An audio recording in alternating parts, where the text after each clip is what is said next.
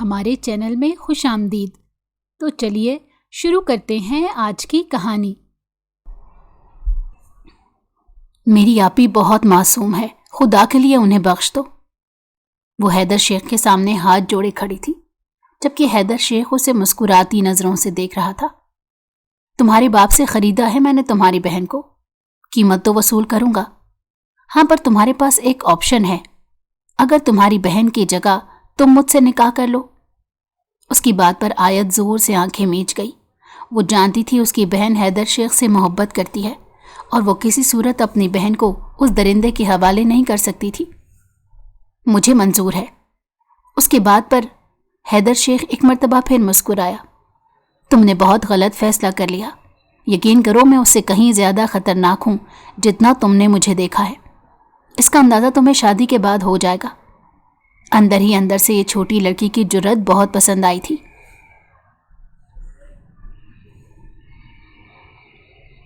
وہ اس وقت گارڈن میں بیٹھی پینٹنگ بنا رہی تھی جب اسے پورچ میں گاڑیاں رکنے کی آواز سنائی دی۔ ایک لمحے کے لیے اس کا دل تیزی سے دھڑکا اور جس بات کا ڈر تھا وہی ہوا۔ حیدر شیخ کچھ ہی دنوں کے بعد دوبارہ سے ان کے گھر میں موجود تھا۔ اسی وقت نوکرانی اس کے پاس آئی۔ چھوٹی بی بی صاحبہ، آپ کے بابا کمرے میں بلا رہے ہیں۔ اس نے ایک گہری سانس خارج کی اور چھوٹے چھوٹے قدم اٹھاتی کمرے کی طرف بڑھنے لگی۔ میں اپنی بیوی کو لینے آیا ہوں۔ اسے دیکھ کر حیدر شیخ نے جو الفاظ ادا کیے تھے، آیت کو ایسا محسوس ہوا کسی نے اس کے سر پر بم گرا دیا ہو۔ بے یقینی سے اس نے اپنے والد صاحب کی طرف دیکھا، جن کے چہرے پر کسی بھی قسم کا کوئی تاثر نہیں تھا۔ ٹھیک ہے، تمہاری بیوی ہے، جب چاہے اسے لے جاؤ، مگر میں سوچ رہا تھا کہ مہینے کے بعد تم لوگوں کی دھوم دھام سے شادی کروں گا۔ محترم سکندر صاحب، میں نے آپ کو پہلے بھی بتایا تھا اور اب بھی بتا رہا ہوں کہ میں آپ کی بیٹی کو اپنی بیوی بنا کر نہیں لے جا رہا۔ آپ نے اس کی قیمت لی ہے اور میں نے اسے خریدا ہے۔ جس دن یہ اس گھر سے قدم باہر نکالے گی، اسی دن اس کا آپ کے ساتھ ہر قسم کا رشتہ بھی ٹوٹ جائے گا۔ وہ ان کی آنکھوں میں دیکھ کر اتنی نفرت سے بولا تھا کہ انہیں اپنا آپ جلتا ہوا محسوس ہوا۔ ایک لمحے کے لیے تو وہ بھی کانپ گئے تھے۔ اگر ان کی جگہ وہاں پر کوئی اور باپ ہوتا تو وہ شرم اور دکھ سے ہی مر جاتا، مگر وہ سکندر صاحب تھے جنہیں صرف اور صرف اپنے بزنس سے پیار تھا اور جن کا مقصد اپنے بزنس کو آسمان کی بلندیوں تک پہنچانا تھا۔ اس کے لیے اگر انہیں اپنی بیٹیوں کو استعمال کرنے کی ضرورت پڑتی تو وہ اس بات سے بھی پرہیز نہ کرتے۔ اس چیز کا یقین آج آیت کو بھی ہو ہی گیا تھا۔ تم وہاں پر خاموشی سے کھڑی کیا کر رہی ہو؟ جلدی سے جاؤ اور اپنا سامان پیک کرو۔ اچانک ان کی نظر اپنی بیٹی پر پڑی تو وہ خون خوار لہجے میں بولے، نہیں، اس کی ضرورت نہیں۔ مجھے آپ کے گھر سے کوئی چیز نہیں چاہیے۔ جو اسے دلانا ہوا وہ میں خود ہی دلا دوں گا۔ یہ کہہ کر وہ مضبوط قدم اٹھاتا ہوا اس کی طرف بڑھ گیا۔ اس نے مضبوطی سے آیت کا ہاتھ پکڑا تھا۔ وہ جو سوچ رہی تھی کہ اس کے پاس ابھی 1 مہینے کا وقت ہے، اس 1 مہینے میں وہ ان سب لوگوں کے چنگل سے فرار ہو کر نکل جائے گی۔ وہ نہیں جانتی تھی کہ قسمت اس کے ساتھ اتنا بڑا مذاق کر دے گی۔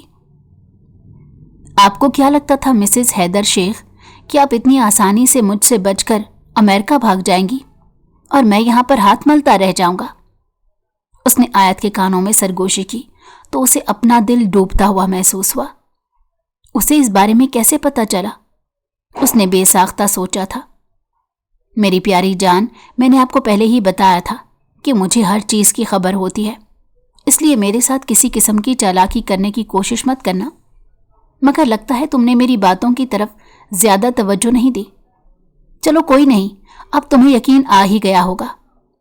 یہ کہہ کر وہ اس کا بازو پکڑ کر اسے کھینچتا ہوا باہر کی طرف لے جانے لگا۔ میری ماما کی طبیعت بہت خراب ہے، مجھے صرف ایک بار اپنی ماما سے ملنے دیں۔ اس نے اپنا بازو چھڑانے کی کوشش کی، مگر حیدر شیخ کی گرفت بہت مضبوط تھی۔ اب اس کی کوئی ضرورت نہیں، تمہیں 1 ہفتے تک تمہارے والدین کے پاس چھوڑا تھا، اسی وجہ سے کہ جتنا چاہے انہیں دیکھ لو اور جتنا چاہے وقت گزار لو۔ اب تمہارا ان کے ساتھ کسی قسم کا کوئی رشتہ نہیں، تم صرف اور صرف میری ملازمہ ہوگی۔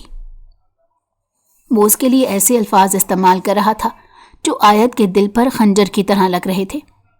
اس نے ہمیشہ سے اپنے لیے کسی ایسے شخص کا خواب دیکھا تھا جو اس سے بے تحاشا محبت کرتا ہو، جو اس کا خیال رکھتا ہو، اس کو سمجھتا ہو، جو اسے اپنی پلکوں پر بٹھا کر رکھتا ہو۔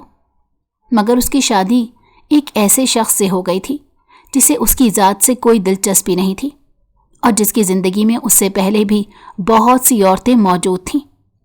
اگر یہ کہا جائے کہ اسے عورتوں کی کمی نہیں تھی تو اس میں کچھ بھی غلط نہیں ہوگا۔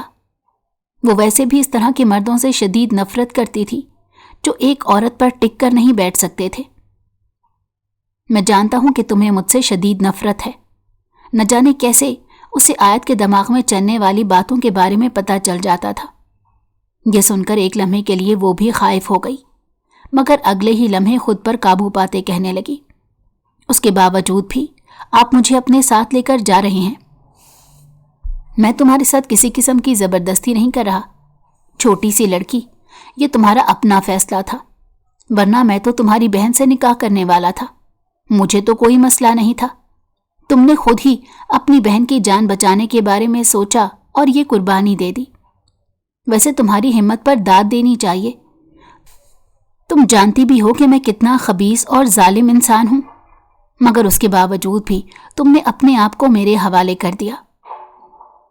میں آپ کی زندگی میں صرف اور صرف اسی وجہ سے آئی ہوں تاکہ آپ کو انجام تک پہنچا سکوں۔ اگر میں نے آپ کو آپ کے کیے کی سزا نہ دلوائی تو میرا نام بھی آیت اکرام نہیں۔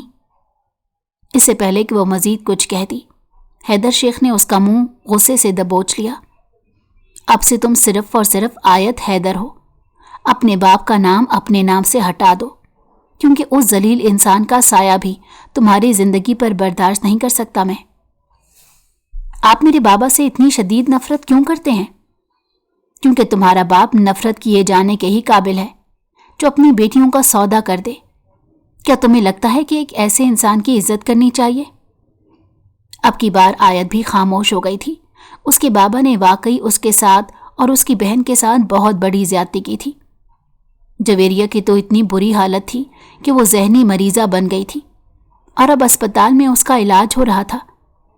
جب بھی وہ ہوش میں آتی چیخنے چلانے لگتی تھی۔ حقیقت تو یہ تھی کہ اس نے حیدر شیخ سے بے تحاشا محبت کی تھی، اور وہ اس سے عشق کرتی تھی اور ہر حال میں اس سے شادی کرنا چاہتی تھی۔ مگر آیت جانتی تھی کہ حیدر شیخ ایک ظالم انسان ہے جو اس کی بہن کو تکلیف کے علاوہ اور کچھ نہیں دے سکے گا، اسی لیے اس نے خود یہ قربانی دے دی۔ گاڑی مسلسل چلتی جا رہی تھی اور رکنے کا نام نہیں لے رہی تھی۔ تقریباً انہیں سفر کرتے 2 گھنٹے گزر گئے تھے جب وہ بے چینی سے پوچھنے لگی، اور کتنی دیر ہے؟ تمہارا کام صرف اور صرف خاموش ہو کر بیٹھنا ہے۔ مجھے زیادہ باتیں کرنے والی عورتیں پسند نہیں ہیں۔ آج کے بعد تم اس وقت تک نہیں بولا کرو گی جب تک میں تمہیں بولنے کی اجازت نہیں دوں گا۔ تمہیں میری بات سمجھ میں آ رہی ہے نا؟ وہ اس کی آنکھوں میں دیکھ کر خون خوار لہجے میں بولا تو وہ فوراً سے خاموش ہو گئی اور ہاں میں گردن ہلا دی۔ جب تم اس طرح سے خاموشی سے بات مان لیتی ہو تو تم پر بے تحاشا پیار آتا ہے، اور بہت جلد تم پر یہ پیار نچھاور کروں گا۔ مجھے صرف اور صرف تھوڑا سا ٹائم دے دو۔ ایک بار ان مسنوں سے باہر نکل آؤں، پھر تمہارے حسن کو سکون سے تحسین پیش کروں گا۔ اس کا لہجہ فوراً تبدیل ہو گیا تھا۔ وہ اس دھوپ چھاؤں جیسے انسان سے ابھی سے ہی بہت تنگ آ چکی تھی، نہیں جانتی تھی کہ کیسے پہاڑ جیسی زندگی اس کے ساتھ گزارے گی۔ وہ دونوں مری کے سب سے بڑے ہوٹل کے سامنے موجود تھے۔ سردی بہت زیادہ تھی، جنوری کا مہینہ تھا، برف باری شروع ہو چکی تھی۔ زندگی میں وہ پہلی بار برف باری دیکھ رہی تھی۔ اس کی خوشی کی کوئی انتہا نہیں تھی، اور یہ خوشی اس کے چہرے سے عیاں ہو رہی تھی۔ حیدر شیخ کے ماتھے پر بل پڑ گئے۔ وہ اس لڑکی کو یہاں پر خوش کرنے کے لیے نہیں بلکہ تکلیف پہنچانے کے لیے لایا تھا۔ وہ اس کے چہرے کو غور سے دیکھ رہا تھا اور سوچ رہا تھا کہ آخر ایسا کون سا طریقہ آزمائے جس کے ذریعے وہ اس لڑکی کو تنگ کر سکے، تاکہ وہ دوبارہ کبھی بھی بہادر بننے کی غلطی نہ کر سکے۔ وہ انہی سوچوں میں مگن تھا جب اس کے دماغ میں ایک شیطانی خیال آیا۔ اس کے لبوں پر پراسرار مسکراہٹ پھیل گئی۔ وہ خاموشی سے پھر سے گاڑی کی طرف بڑھا۔ आयत को उसकी ज़हनी हालत पर शक होने लगा। हम कहाँ जा रहे हैं? उसने बेचैनी से सवाल किया था। मैं तुम्हें अपनी पर्सनल जगह पर लेकर जा रहा हूं। मुझे नहीं लगता ये जगह हम दोनों के लिए सुटेबल रहेगी। और ये वो लम्हा था जब उसका दिल कांपा था। खामोशी से वो बैठी हुई थी, मगर खौफ उसके चेहरे से साफ जाहिर हो रहा था। तुम्हें पता है, तुम अपने चेहरे के तासुरात पर कंट्रोल नहीं कर सकती। हैदर की बात पर उसने बेसाख्ता नजरें उठाकर उसकी तरफ देखा। मैं नहीं जानती और ना ही मुझे कभी कंट्रोल करने की जरूरत पड़ी। इंसान को अपने जज्बात कंट्रोल करने सीखने चाहिए, वरना बाद में वो मुश्किलात में फंस सकता है। तुम डरी हुई होती हो तो तुम्हारे चेहरे से जाहिर होने लगता है। जब तुम खुश होती हो तो तुम्हारी आंखें खुशी से चमकने लगती हैं। तुम्हारा एक एक इमोशन तुम्हारे चेहरे पर जाहिर हो जाता है। किसी भी इंसान को तुम्हें जानने में 1 महीने से ज्यादा का अरसा नहीं लगेगा। वो खामोशी से उसका तबसरा सुन रही थी जब गाड़ी एक बार फिर से एक बड़े से बंगले के सामने आकर रुकी। वो बंगले के अंदर की तरफ कदम बढ़ाने लगा, लेकिन अंदर दाखिल होने से पहले उसने आंखों ही आंखों में गार्ड को इशारा किया था। इससे पहले कि वो बंगले के अंदर जाती, गार्ड उसके सामने जाकर रुक गया। आप अंदर नहीं जा सकती। ये क्या बदतमीजी है? मेरे रास्ते से हटो, मैं तुम्हारे साहब के साथ हूं, उसने चीखते हुए कहा था। हैदर शेख, जो कि घर की हदूद के अंदर दाखिल हो चुका था, अपनी बीवी की चीखती हुई आवाज सुनकर उसके लबों पर मुस्कुराहट फैल गई, मगर वो रुकने के बजाय अंदर बढ़ता चला जा रहा था। बाकी का काम उसने अपने गार्ड्स के लिए छोड़ दिया था।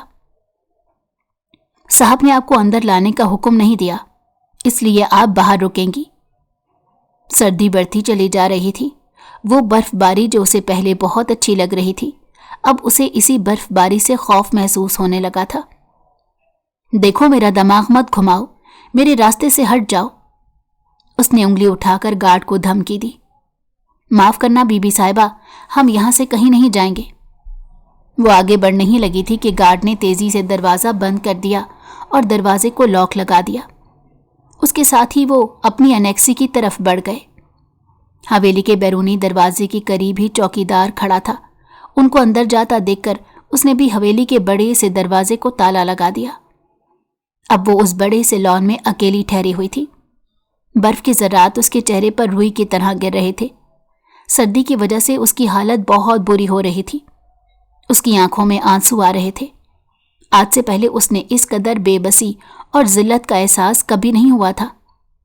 अचानक उसकी नज़र बालकनी पर पड़ी, जहां पर वो जालिम इंसान खड़ा था। बिलाशुबा वो बहुत खूबसूरत था और इस वक्त किसी रियासत का शहजादा मालूम हो रहा था। चेहरे से वो जितना अच्छा लगता, दिल से उतना ही बुरा था। उसने बेसाख्ता सोचा, मुझे एक बार तुम्हारे बाप से ही पता चला था कि उनकी सबसे छोटी बेटी को बर्फबारी देखने का बहुत शौक है। उसके साथ उसे बर्फ में खेलने का भी शौक है।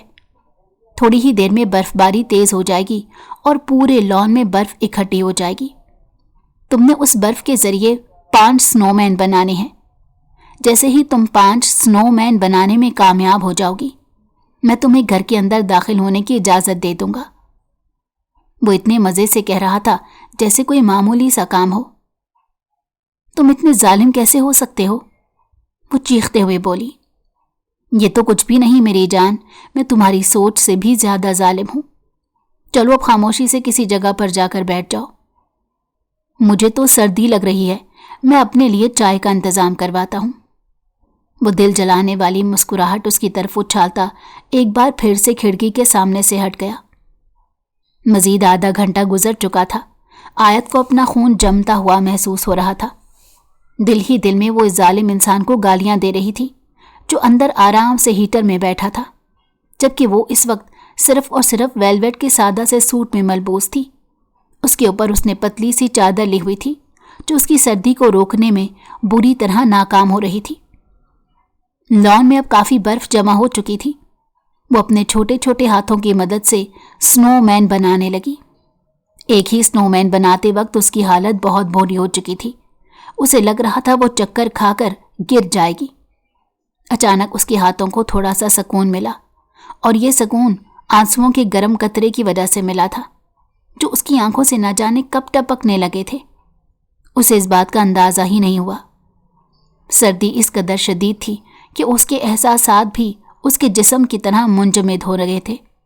उसे लग रहा था उसका आखिरी वक्त आ गया है।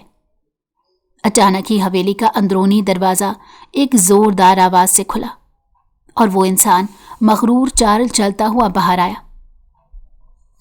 मेरी जान, तुम्हारे पास सिर्फ और सिर्फ 15 मिनट का वक्त बाकी रह गया है। अगर 15 मिनट के अंदर तुमने 5 स्नोमैन ना बनाए तो फिर उसके बाद तुम्हें एक नई सज़ा दी जाएगी। ये चीटिंग है। हमारे दरमियान इस किस्म की कोई बात नहीं हुई थी।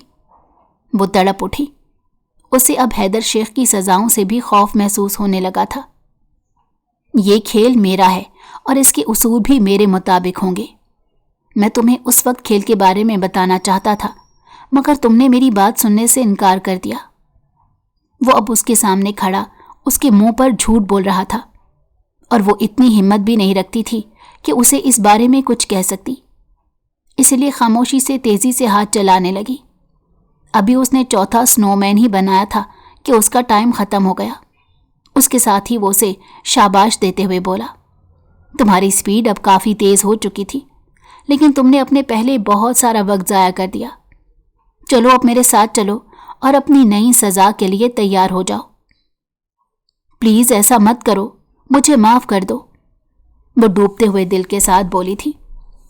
अरे मेरी जान, मेरी डिक्शनरी में माफ़ी नाम का लफ्ज़ मौजूद ही नहीं है। मैं सिर्फ़ और सिर्फ सज़ा देना जानता हूँ। इसीलिए तो तुम्हें पहले ही खबरदार किया था कि मेरी ज़िंदगी में मत दाखिल होना। मैं एक बहुत ही नफसियाती और पागल इंसान हूँ। तुम मेरे साथ गुजारा नहीं कर पाओगी।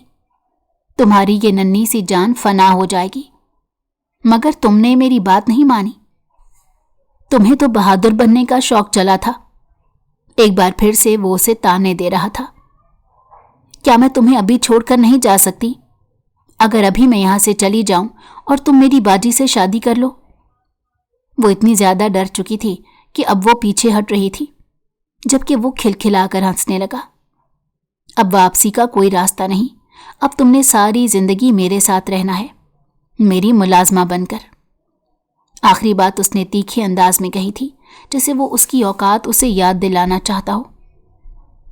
ये जिंदगी तुमने अपनी मर्जी से चुनी है। अब तुम्हें किसी किस्म का शिकवा नहीं करना चाहिए।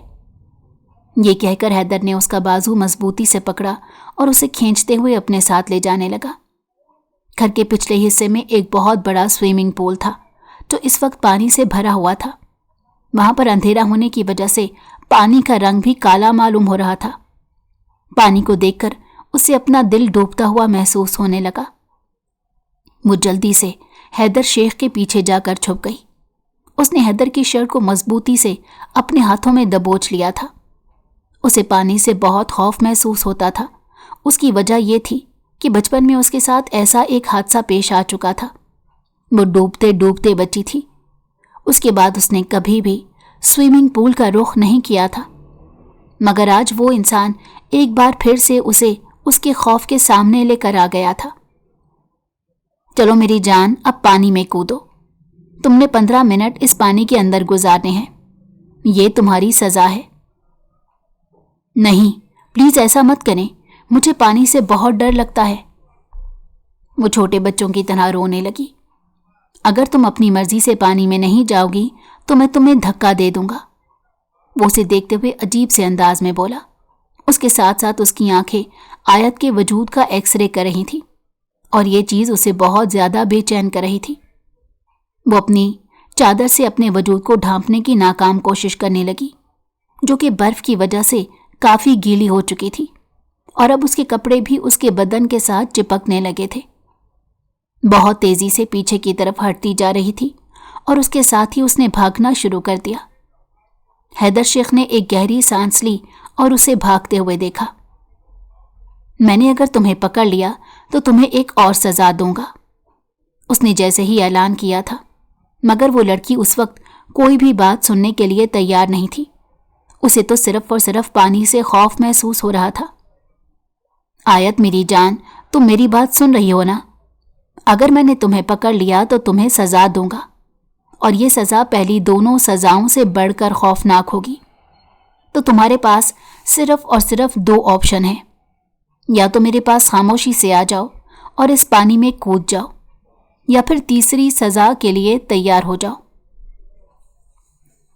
میں آپ کے پاس نہیں آؤں گی، پلیز مجھ سے دور رہیں، اس نے روتے ہوئے کہا۔ حیدر شیخ تیز تیز قدم اٹھانے لگا اور پھر تقریباً 2 منٹ کے اندر ہی وہ اسے بازوؤں میں اٹھا کر سوئمنگ پول کی طرف بڑھ رہا تھا، جبکہ وہ زور سے اپنے ہاتھ پاؤں ہلا رہی تھی۔ اس کے ساتھ ہی اس نے حیدر کے سینے کو نوچنا شروع کر دیا تھا۔ وہ اپنے ناخن زور زور سے اس کے سینے پر مار رہی تھی۔ اس کے سینے پر خراشیں پڑ گئی تھی اور وہاں سے خون رسنے لگا تھا، مگر اس انسان کو ان چھوٹی موٹی چوٹوں سے کوئی فرق نہیں پڑتا تھا۔ اس نے اپنی زندگی میں بہت سی تکلیفیں اٹھائی تھی، اور یہ تکلیف تو ان تکلیفوں کے سامنے کچھ بھی نہیں تھی۔ اسے سوئمنگ پول کے قریب لا کر اس نے زور سے پانی کے اندر پھینک دیا اور خود چوکڑی مار کر سائڈ پر ہی بیٹھ گیا۔ وہ زور زور سے ہاتھ پاؤں ہلا رہی تھی اور بار بار کنارے پر آنے کی کوشش کر رہی تھی۔ چونکہ اسے تیرنا نہیں آتا تھا، اس لیے پھر سے نیچے چلی جاتی۔ شاباش، بہت اچھے طریقے سے کر رہی ہو، اسی طرح سے ہاتھ پاؤں مارتی رہو۔ اگر تم زندہ رہنا چاہتی ہو تو تمہیں ہاتھ پاؤں تیزی سے چلانے ہوں گے، کیونکہ یہ بات تو تم نے بھی سنی ہوگی، جو حرکت کرتا رہتا ہے وہی زندہ رہتا ہے، اور جو رک جاتا ہے یعنی ساکن ہو جاتا ہے وہ مردے کے مترادف ہوتا ہے۔ حیدر شیخ کے دل میں ایک لمحے کے لیے آیا تھا کہ وہ اس لڑکی کو اب باہر نکال لے، مگر جب اس کے باپ کا چہرہ اس کی نظروں کے سامنے گھوما تو نفرت پھر سے اس کے دل میں بھر گئی، اور اس نے اپنے اس فیصلے کو بھی اپنے ذہن سے جھٹک دیا۔ تھوڑی ہی دیر کے بعد وہ ہاتھ پاؤں مارنا چھوڑ چکی تھی۔ اس سے پہلے کہ وہ پانی میں ڈوب جاتی، حیدر نے اسے اس کی شرٹ سے پکڑ کر باہر نکالا۔ وہ صرف اور صرف 5 فٹ کی تھی، جبکہ حیدر کا قد 6 فٹ اور 2 انچ تھا۔ وہ اس کے سامنے ایک چھوٹی سی ڈال معلوم ہوتی تھی۔ جیسے ہی وہ باہر نکلی، گہرے گہرے سانس لینے لگی اور اپنی حالت نارمل کرنے کی کوشش کرنے لگی۔ اس کی آنکھوں سے آنسو بہہ رہے تھے۔ وہ ٹوٹے پھوٹے الفاظ میں کہہ رہی تھی، میں آپ سے شدید نفرت کرتی ہوں، آپ سوچ بھی نہیں سکتے آپ مجھے کتنا زہر لگتے ہیں۔ میری جان، میں جانتا ہوں تم مجھ سے نفرت کرتی ہو، اور یقین جانو کہ تمہاری اسی نفرت سے تو مجھے انرجی ملتی ہے۔ جتنی تم مجھ سے نفرت کرو گی مجھے اتنی ہی خوشی ہوگی۔ وہ جان بوجھ کر اسے تنگ کر رہا تھا۔ اپنی تیسری سزا کے لیے تیار ہو جاؤ، پلیز خدا کے لیے ایسا مت کریں، میں آپ کے سامنے ہاتھ جوڑتی ہوں۔ وہ رونا شروع ہو گئی تھی۔ اس کی حالت بہت بری تھی۔ اب اس میں اتنی ہمت نہیں تھی کہ وہ چل سکے۔ وہ بھی اب سیدھا نشانے پر تیر چلا رہا تھا۔ سردی بہت زیادہ تھی، اس کا وجود کانپ رہا تھا، جبکہ اس کے مقابلے میں حیدر شیخ نے ایک اون کی سویٹر پہنی ہوئی تھی جو کافی گرم تھی۔ کیا تم گرم گرم کمرے میں جا کر آرام کرنا چاہتی ہو؟ ایک گرم بستر میں جا کر سونا چاہتی ہو؟ اپنی نیند پوری کرنا چاہتی ہو؟ وہ اس کی آنکھوں میں دیکھتے ہوئے اس سے پیار سے سوال کر رہا تھا، جبکہ وہ چھوٹے بچوں کی طرح تیزی سے ہاں میں سر ہلا رہی تھی۔ تو پھر ٹھیک ہے، اس کے لیے تمہیں اس پوری حویلی کے گرد 10 چکر کاٹنے ہوں گے۔ اسے لگا تھا اس کے کانوں نے کچھ غلط سن لیا ہے۔ اس کا منہ حیرت سے کھلا کا کھلا رہ گیا۔ یہ آپ کیا کہہ رہے ہیں؟ اس نے بے یقینی سے پوچھا۔ ٹھیک ہے، اگر تم پوری رات باہر ہی گزارنا چاہتی ہو تو مجھے کوئی مسئلہ نہیں، وہ کندھے اچکاتے ہوئے بولا۔ اس سے پہلے کہ وہ خاموشی سے اپنے بنگلے کے اندر داخل ہو جاتا، وہ چلاتے ہوئے بولی، ٹھیک ہے، میں 10 چکر کاٹنے کے لیے تیار ہوں۔ وہ لڑکھڑاتے ہوئے اٹھی تھی، کانپتی ہوئی ٹانگوں کے ساتھ دوبارہ سے زمین پر گر پڑی۔ ایک بار پھر سے اس کی آنکھوں سے آنسو بہنے لگے تھے۔ اس قدر ذلت کا احساس، یا اللہ، اتنی ذلت دینے سے اچھا تھا تو میری جان لے دیتا، اس نے دل ہی دل میں سوچا۔ حیدر شیخ، میں ایک دن تم سے ان سب کا بدلہ لوں گی، اس نے حیدر کی آنکھوں میں دیکھتے نفرت آمیز لہجے میں کہا۔ میں اس دن کا شدت سے انتظار کر رہا ہوں۔ میں دیکھنا چاہتا ہوں تمہارا بدلہ کیسا ہوگا۔ کیا تم مجھے ویسے ہی تکلیف پہنچانے میں کامیاب ہو جاؤ گی جیسی تکلیف میں تمہیں ابھی دے رہا ہوں، یا نہیں؟ میں تمہیں اس سے بھی زیادہ تکلیف دوں گی حیدر شیخ، میں تمہیں ذہنی تکلیف دوں گی، وہ تکلیف جو سب تکلیفوں سے بڑھ کر ہوتی ہے۔ میں تمہیں اپنے سامنے گھٹنے ٹیکنے پر مجبور کر دوں گی، تم روگے، گڑ گڑاؤ گے، مگر میں تمہیں معاف نہیں کروں گی۔ وہ اسے دھمکیاں دے رہی تھی جبکہ وہ اس کی باتوں پر کھلکھلا کر ہنس رہا تھا۔ وہ اتنا ہنسا کہ اس کی آنکھوں سے پانی نکلنے لگا۔ بس کر جاؤ، مجھ میں اور ہمت نہیں، میرے پیٹ میں درد ہونے لگا ہے، وہ اس کا مذاق اڑاتے ہوئے بولا تھا۔ پہلے اس گھر کے گرد 10 چکر لگاؤ، اس کے بعد تمہاری باقی کی باتیں سنوں گا۔ وہ لڑکھڑاتی کانپتی ہوئی ٹانگوں کے ساتھ اٹھی۔ اس کے سارے کپڑے بھیگ چکے تھے جو اب اس کے بدن کے ساتھ چپکے ہوئے تھے، اور یہ چیز حیدر شیخ کو بار بار اس کی طرف راغب کر رہی تھی۔ وہ اتنی آسانی سے گھٹنے ٹیکنے والوں میں سے نہیں تھا، اور ویسے بھی وہ اس لڑکی کو نوکرانی بنا کر لایا تھا۔ وہ اسے کسی بھی قسم کا کوئی حق نہیں دینا چاہتا تھا، اور نہ ہی اس سے کوئی حق وصول کرنا چاہتا تھا۔ ابھی اس نے دوسرا چکر آدھا کمپلیٹ ہی کیا تھا کہ اس کا سر چکرانے لگا اور وہ بے ہوش ہو کر زمین پر گر پڑی۔ حیدر شیخ اس کے قریب جا کر کھڑا ہو گیا، غور سے اس کے چہرے کو دیکھا اور پھر اسے اپنے بازوؤں میں اٹھا لیا۔ اسے کمرے میں لے جانے کے بعد احتیاط سے بستر پر لٹایا۔ اس کے کپڑے گیلے تھے۔ سب سے پہلے حیدر شیخ نے اس کا لباس تبدیل کیا۔ اب وہ اس کی ٹی شرٹ میں ملبوس تھی۔ حیدر کے کپڑے اسے بہت لمبے تھے اور وہ اس وقت بہت کیوٹ لگ رہی تھی، لیکن اگر وہ جاگ رہی ہوتی اور اسے اس بارے میں پتہ چل جاتا کہ اس کا لباس حیدر نے تبدیل کیا ہے تو یقیناً شرم سے پانی پانی ہو جاتی۔ میں نہیں جانتا تھا میں نے تم سے شادی کیوں کی۔ اب وہ اس کے گیلے بالوں کی لٹوں کے ساتھ کھیل رہا تھا۔ میں تو تم میں سے کسی بھی بہن سے شادی نہیں کرنا چاہتا تھا۔ میں تو تمہارے باپ سے انتقام لینا چاہتا تھا، کیونکہ اس کے ساتھ میرے بہت سے حساب بنتے تھے۔ مگر جس دن میں نے تم سے شادی کر لی، اس دن مجھے یہ بھی پتہ چلا کہ وہ میری خالہ کا بھی قاتل ہے۔ بات کرتے کرتے اس کی آنکھیں غصے سے لال ہو گئی تھیں۔ تمہیں پتہ ہے پیاری سی لڑکی، میں تم پر کبھی بھی ظلم نہیں کرنا چاہتا تھا، لیکن تمہارے باپ کی وجہ سے مجبور ہو گیا ہوں۔ جب بھی مجھے اپنی خالہ کی چیخیں یاد آتی ہیں، ان کا رونا یاد آتا ہے، تو میرا دم گھٹنے لگتا ہے اور اپنی وحشت میں صرف اور صرف تم پر نکال سکتا ہوں۔ یہ ایک بہت بڑا راز تھا جو کہ 1 ہفتہ پہلے ہی اس پر آشکار ہوا تھا۔ اس نے اس معصوم چھوٹی سی لڑکی کے اوپر کمبل ٹھیک کیا اور تیزی سے کمرے سے نکل گیا۔ آج پھر اس نے ساری رات جاگ کر گزارنا تھی، کیونکہ نیند ایک بار پھر سے اس کی آنکھوں سے اٹھ چکی تھی۔ اگلے دن جب وہ سو کر اٹھے تو اس نے اپنے آپ کو حیدر شیخ کے لباس میں ملبوس پایا۔ ایک لمحے کے لیے تو وہ بہت زیادہ گھبرا گئی تھی۔ اسی وقت زرمینہ نامی نوکرانی کمرے میں داخل ہوئی۔ میرا لباس کس نے تبدیل کیا؟ اس نے کانپتی ہوئی آواز میں پوچھا۔ وہ چند لمحوں کے لیے خاموش ہو گئی اور پھر مسکراتے ہوئے بولی، بی بی صاحبہ، میں نے کیا تھا۔ دراصل آپ کا لباس بہت بھیگ گیا تھا، اس لیے مجبوری تھی۔ اگر تبدیل نہ کرتی تو آپ بہت بیمار ہو جاتی، اور خدشہ تھا کہ… آپ کی بات کرتے کرتے وہ خاموش ہو گئی۔ چپ کیوں ہو گئی؟ بولو، کیا خدشہ تھا؟ کہ میں مر جاتی؟ بہتر تھا کہ تم مجھے مرنے کے لیے چھوڑ دیتی، کم از کم میں یوں ذلت بھری زندگی تو نہ گزارتی۔ اس کا لہجہ نفرت سے چور تھا۔ زرمینہ تیزی سے چلتی اس کے پاس آئی۔ وہ اس کے قریب ہی بیڈ پر بیٹھ گئی اور اس کا ہاتھ پکڑ کر مضبوطی سے کہنے لگی، ارے ایسا مت کہیں، صاحب جی بہت اچھے ہیں، وہ دل کے بہت نرم ہیں، بس کبھی کبھار غصے میں آ جاتے ہیں تو… اگر وہ غصے میں آتا ہے تو اس کا یہ مطلب نہیں کہ وہ اگلے انسان کی عزت نفس کو مجروح کر دے۔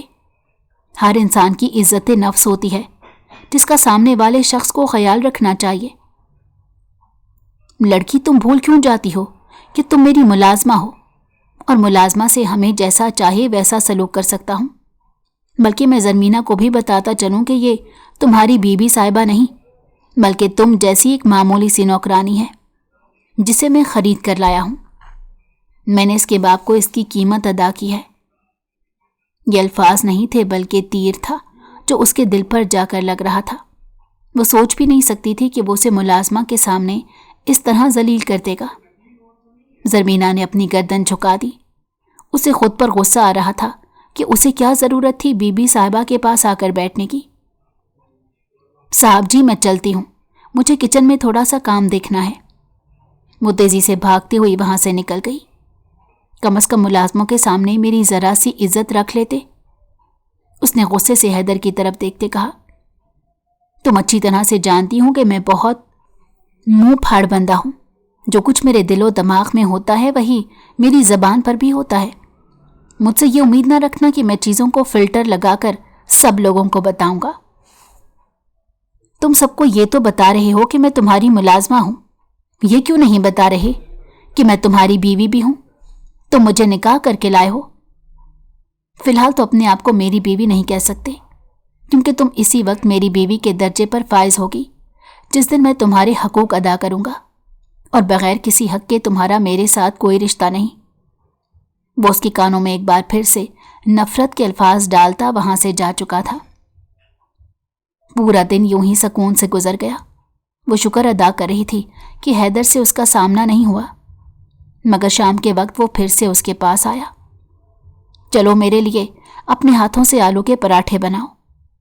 वो एक लम्हे के लिए गड़बड़ा गई, क्योंकि उसने कभी कुकिंग नहीं की थी। पराठा तो बहुत दूर की बात, वो पेड़ा बनाना भी नहीं जानती थी। अगर उस पराठे में ज़रा सी भी कमी हुई तो तुम्हें सज़ा दूंगा। आयत को उस पर गुस्सा आने लगा, क्योंकि उसकी बातें सज़ा से शुरू होकर सज़ा पर ही ख़त्म हो जाती थी। मैंने कभी खाना नहीं बनाया। कोई बात नहीं, यूट्यूब जिंदाबाद। तुम यूट्यूब से वीडियो देख लो और मेरे लिए ज़बरदस्त से पराठे बनाओ। वो उसकी कोई भी दूसरी बात सुनने के लिए तैयार ही नहीं था। ना चाहते हुए भी वो किचन में जाकर खड़ी हो गई।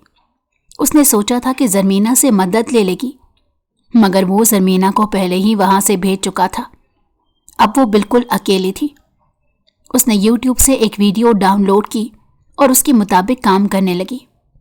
थोड़ी ही देर के बाद उसने बहुत ही ज़बरदस्त पराठा बनाया और उसके सामने जाकर रखा, जिसे उसने खाने से बिल्कुल इनकार कर दिया।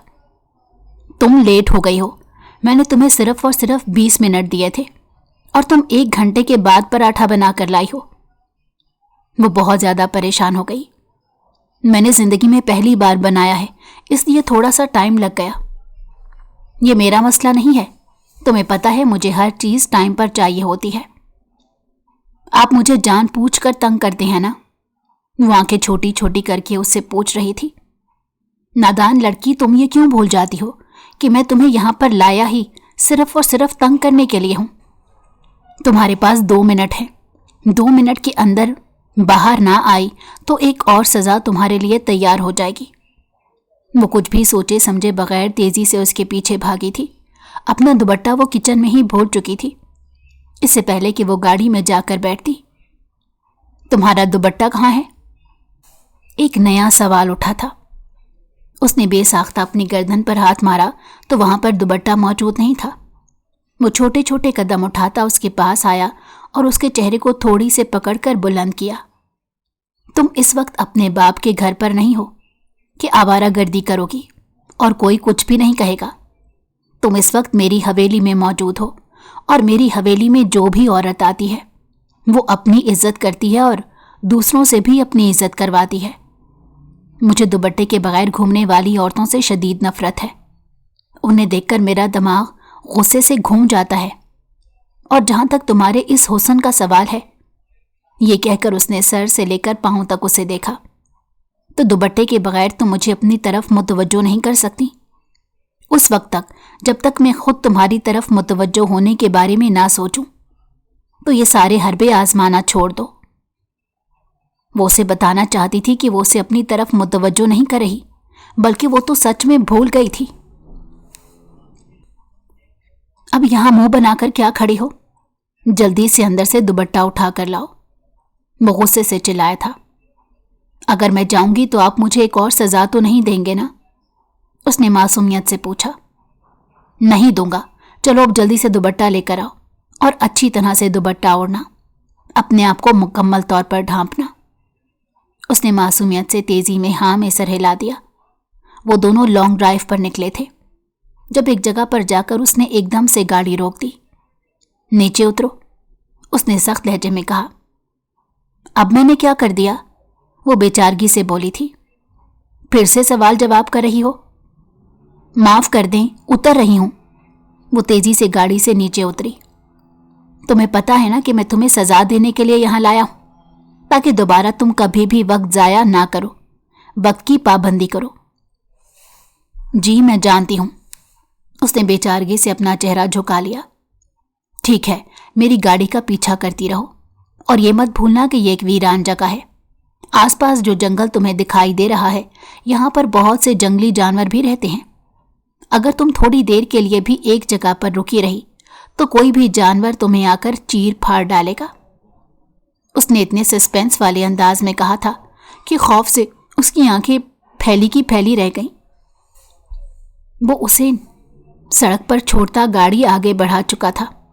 نہ تو وہ بہت سپیڈ سے گاڑی چلا رہا تھا اور نہ ہی بہت آہستہ۔ نارمل سپیڈ میں وہ آگے بڑھتا جا رہا تھا، جبکہ وہ اس کے پیچھے پاگلوں کی طرح بھاگتی جا رہی تھی، اس ڈر کے ساتھ کہ اگر وہ ایک لمحے کے لیے بھی رکی تو جنگلی جانور اسے چیر پھاڑ ڈالیں گے۔ اس کے پاؤں بھاگنے کی وجہ سے درد کرنے لگے تھے۔ آج سے پہلے وہ اتنا کبھی نہیں بھاگی تھی۔ اس کی سانس بہت بری طرح سے پھول گئی تھی۔ لڑکھڑا کر وہ زمین پر گر گئی۔ پیچھے سے آنے والی گاڑی نے بر وقت بریک لگا دی، ورنہ وہ اس کو کچل کر نکل جاتی۔ گاڑی سے باہر آنے والی شخصیت کو دیکھ کر چند لمحوں کے لیے اس نادان لڑکی کو اپنی آنکھوں پر یقین ہی نہیں آیا، کیونکہ وہ کوئی اور نہیں بلکہ اس کی خالہ کا بیٹا تھا۔ تم یہاں پر کیا کر رہی ہو؟ تمہارے بابا سے مجھے پتا چلا تھا، انہوں نے تمہاری شادی کروا دی ہے۔ انہوں نے مجھے یہ بھی بتایا تھا کہ تم اپنے شوہر کے ساتھ بہت خوش ہو۔ وہ اسے سر سے لے کر پاؤں تک حیرت سے دیکھ رہا تھا، جو اس وقت سادہ سے لباس میں ملبوس تھی، اور اس کے پاؤں مسلسل چلنے کی وجہ سے لال ہو گئے تھے اور اس پر چھالے بن گئے تھے۔ اس سے پہلے کہ وہ اس کی طرف اپنا ہاتھ بڑھاتا، کسی نے اس کا ہاتھ زور سے جھٹک دیا، اور یہ شخصیت کوئی اور نہیں بلکہ حیدر شیخ کی تھی۔ میں اپنی بیوی کو سنبھالنا جانتا ہوں، تمہیں اس کی فکر کرنے کی ضرورت نہیں، اس نے کاٹ دار لہجے میں کہا۔ یہ کہہ کر اس نے اپنی بیوی کا بازو پکڑا اور اسے اپنے ساتھ لے کر آگے بڑھنے لگا۔ فرحان کو اس انسان کا یہ انداز پسند نہیں آیا تھا، کیونکہ آیت نہ صرف اس کی کزن تھی بلکہ اس کی بچپن کی دوست بھی تھی، جس کے ساتھ اس کا بہت اچھا وقت گزرا تھا۔ وہ اس کے پیچھے جانا چاہتا تھا، مگر آیت کی آنکھوں میں چھپی ہوئی منت کو دیکھ کر خاموش ہو گیا۔ اور پھر جب اس نے اس کے گھر پر جا کر پتہ کیا تو اسے معلوم ہوا کہ ممانی نے اپنی بڑی بیٹی کی جگہ چھوٹی بیٹی کا نکاح کیا ہے۔ اتنا تو اسے اندازہ تھا کہ حیدر نامی انسان کے ساتھ بڑی بیٹی کی شادی ہو رہی ہے، اور وہ اسی وجہ سے تھوڑا سا دل برداشتہ بھی تھا، کیونکہ وہ آیت کی بڑی بہن کو پسند کرتا تھا۔ مگر اب جب اسے یہ پتہ چلا کہ اس کی شادی نہیں ہوئی بلکہ اس کی جگہ آیت کی شادی ہو گئی ہے، تو اس کا دل ایک بار پھر سے امید سے بھر گیا۔ اس نے پھر سے اپنی ممانی کے گھر کے چکر لگانا شروع کر دیے تھے۔ کچھ ہی دنوں میں اس نے اپنی محبت کا ہاتھ مانگ لیا۔ وہ بھی اب سنبھل گئی تھی اور زندگی کی طرف واپس لوٹ رہی تھی۔ اس نے حیدر شیخ کو اپنے دل سے کھرچ کر نکال دیا تھا، کیونکہ وہ اس انسان کی وجہ سے خود پر مزید ظلم نہیں کر سکتی تھی۔ کسی ایسے انسان کے پیچھے وہ نہیں رو سکتی تھی جسے اس کی ذات سے کوئی فرق ہی نہ پڑتا ہو۔ اس نے اپنی زندگی کو سنوارنا تھا، اپنے آپ کو خوش رکھنا تھا۔ وہ کیوں کسی ایسے انسان کی وجہ سے ملال میں مبتلا ہو جاتی جسے اس کی ذات سے رتی برابر فرق نہیں پڑتا۔ ایک طرف وہ تھی جو ساری ساری رات روتی رہتی تھی، اور دوسری طرف حیدر شیخ تھا جو آرام سے اپنی زندگی گزار رہا تھا۔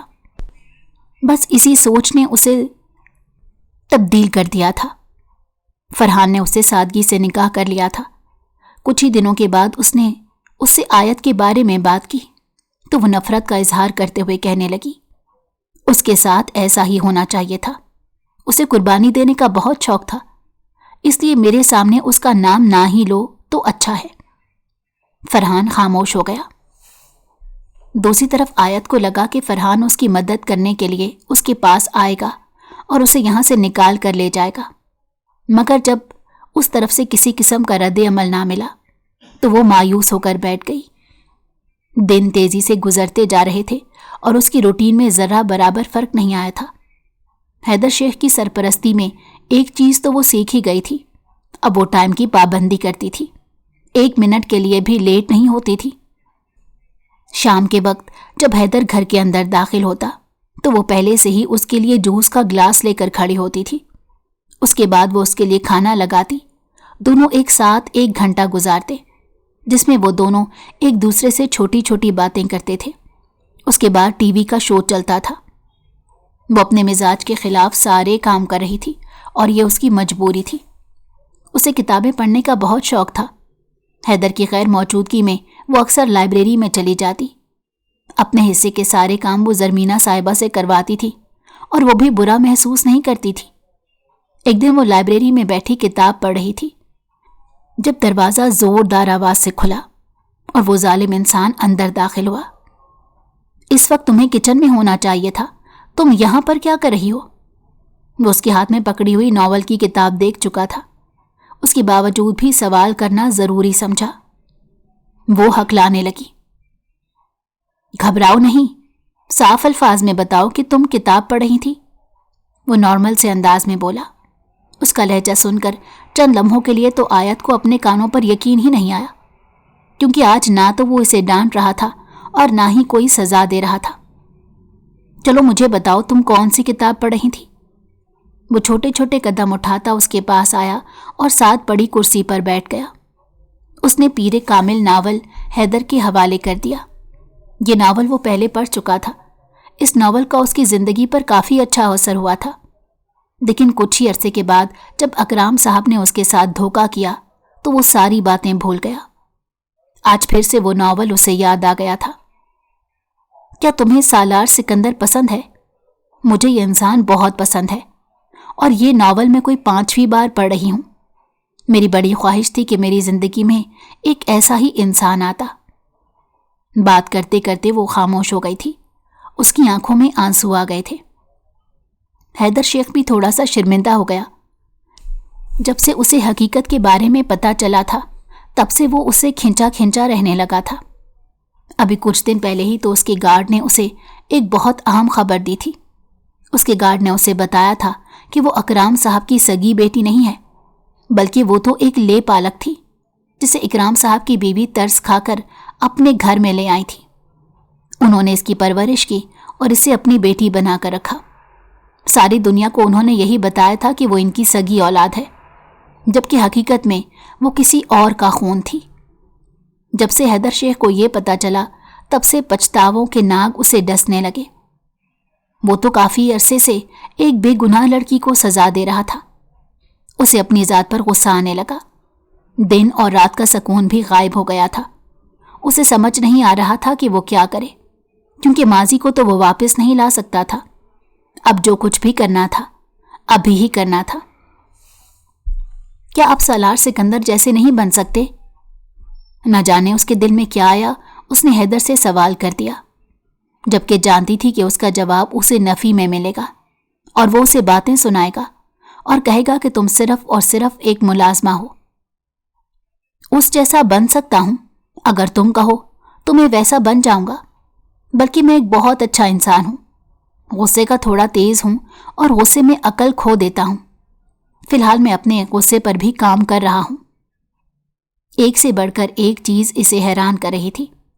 पहले उसका नॉर्मल अंदाज में बात करना और फिर इससे इज्जत से पेश आना, ये सारी चीजें आयत को परेशान करने लगी थी। आपकी तबीयत तो ठीक है?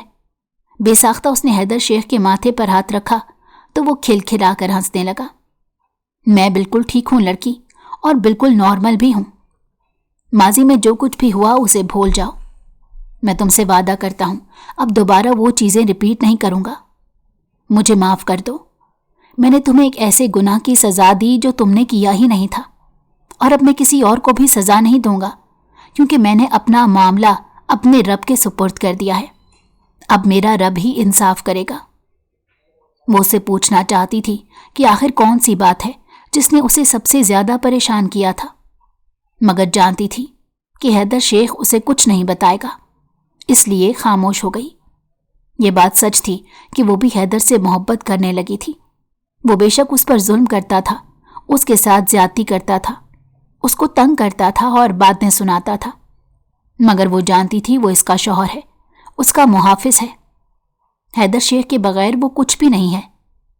यही सारी बातें सोचकर वो सब कुछ बर्दाश्त करती थी। वो इससे माफ़ी मांग चुका था और इससे वादा कर चुका था कि वो सारी चीज़ें नॉर्मल कर देगा। ऐसा ही हुआ। वो अपने वादे पर पूरा उतरा। एक नई जिंदगी की शुरुआत के लिए सबसे पहले उसने पाकिस्तान छोड़ा था और कनाडा में सेटल हो गया। वहाँ पर उसने अपना सारा बिजनेस सेटल कर दिया। जहाँ तक आयत के बाप का सवाल था, उन्हें फालिज का अटैक हुआ और अब उन्हें अपने सारे गुनाह याद आ रहे थे। उन्होंने अपनी बेटियों को बुलाकर उनसे माफ़ी भी मांगी थी।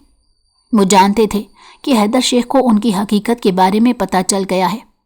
उन्होंने उसकी मिन्नत की थी कि वो उनकी बेटी को ना बताए। उसने पहली बार अपने दुश्मन की बात मानी और अपनी बीवी को ये हकीकत ना बताई कि वो अपने बाप की सगी औलाद नहीं है। उसके और आयत के मामलात काफ़ी हद तक सेटल हो गए थे। अब वो दोनों एक पुरसकून जिंदगी गुजार रहे थे। एक दूसरे से मोहब्बत करते थे और एक दूसरे का ख्याल रखते थे।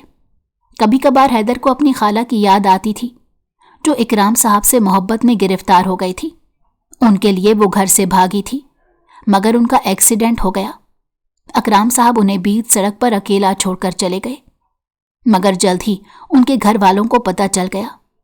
तब वो छोटा सा था जब उन्हें अस्पताल लेकर गया। तब उसकी खाला जिंदगी की आखिरी सांसें जी रही थी। उन्होंने अपने भतीजे को अपने पास बुलाया था और उससे कहा था कि तुम इकराम से मेरा इंतकाम लेना। वो अपनी खाला से बहुत अटैच था और अपनी खाला के हर राज के बारे में जानता था। उसने दिल ही दिल में वादा किया कि वो उनसे ज़रूर इंतकाम लेगा, मगर फिर बाद में वो उन्हें तलाश ही ना कर सका। इत्तफाकन वो उसी आदमी का बिजनेस पार्टनर बन गया। इकराम साहब के सर पर बहुत बड़ा लोन था जो उसकी कंपनी ने उन्हें दिया था। उसी लोन को चुकाने के लिए उन्होंने अपनी बेटी का सौदा किया।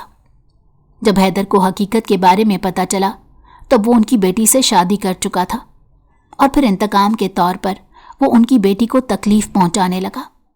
इसमें भी उसका अपना ही नुकसान था। और फिर जब उसने सब कुछ अपने रब पर छोड़ा तो मामलात सेटल होने लगे, चीज़ें अपनी जगह पर आने लगी। अगर आपको हमारी कहानी पसंद आई हो तो हमारे चैनल को लाइक करें और सब्सक्राइब कर दें